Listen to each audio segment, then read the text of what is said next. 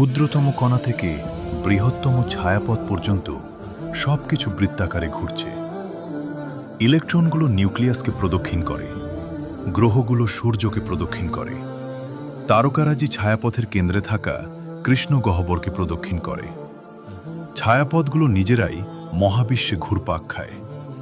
সপ্তাকাশের উপরে প্রতিদিন ৭০,০০০ ফেরেশতা বাইতুল মামুরকে প্রদক্ষিণ করে। তারা আর ফিরে আসে না, নতুনরা তাদের স্থলাভিষিক্ত হয়। আর পৃথিবীতে আমরা কাবা শরীফকে তাওয়াফের মাধ্যমে প্রদক্ষিণ করি। এটা কি শুধুই একটি নিয়ম, নাকি আমরা সৃষ্টির ছন্দের সাথে নিজেদেরকে মেলাচ্ছি?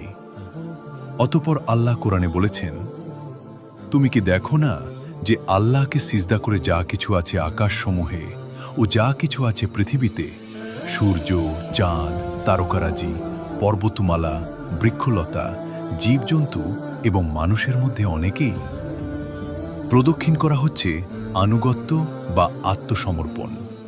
তাওয়াফ হল মহাবিশ্বের স্পন্দন। প্রতিটি কক্ষপথই একটি সিজদা, প্রতিটি ঘূর্ণনই জিকির বা স্মরণ। যখন আপনি কাবা প্রদক্ষিণ করেন, তখন আপনি কেবল হাঁটেন না, আপনি সৃষ্টির মহাজাগতিক প্রার্থনায় যোগ দেন। একটু ভাবুন তো,